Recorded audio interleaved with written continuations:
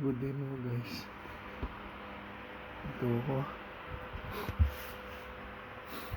Gusto ko na record tong incident na ito.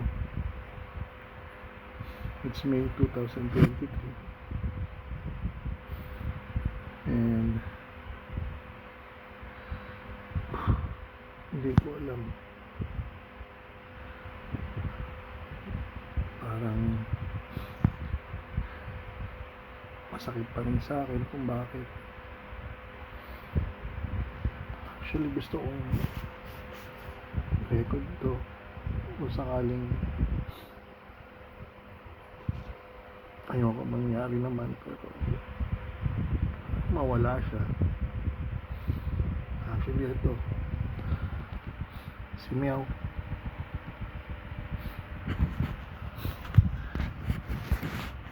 nung rescue siya, nakita ko lang na sinusundan niya yung mama niya kasi yung mama niya buntis.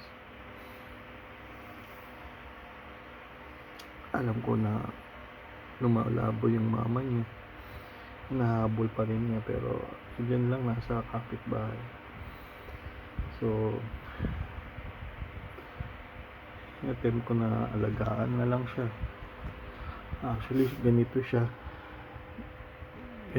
kaliit. Maybe pag ganun ng one fist ko, ganyan pala siya kaliit ng time na yun. Ngayon nasa isang dangkal na siya.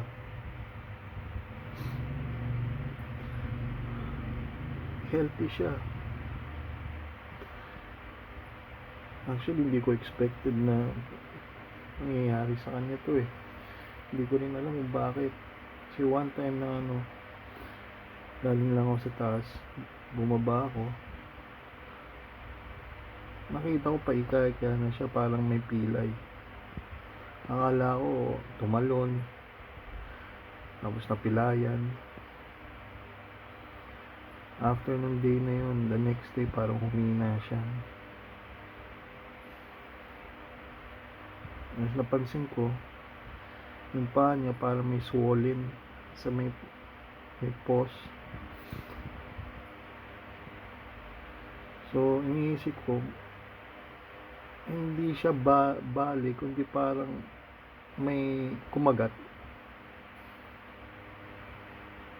So iniisip ko, ano kaya possible na kumagat sa kanya, pero meron din siya dito, napansin ko sa gila, sa ano niya, sa gilid ng bibig niya, parang may swollen rin. So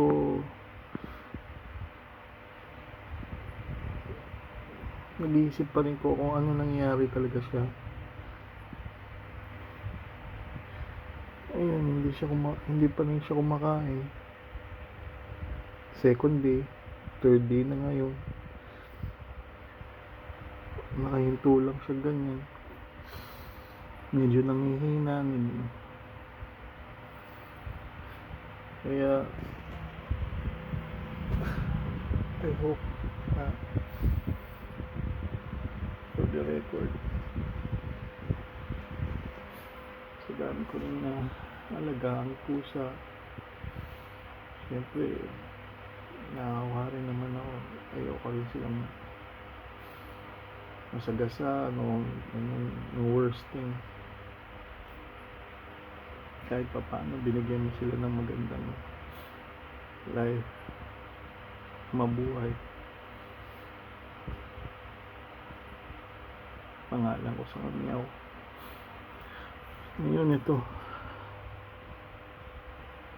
maliit ngayon, pinakamaliit. Hindi siya ganun ka magandang kondisyon, pero I hope so na kahit pa paano may memories siya may iwan. And God knows that na mahina ako sa mga ganito. God knows na wala silang kasalanan, kundi ang tao may kasalanan na Hindi sila binibigyan ng importansya. Anyway, sana gumaling ka, Meow.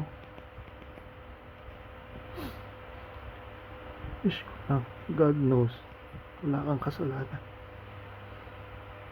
Wala kang kasalanan, Meow.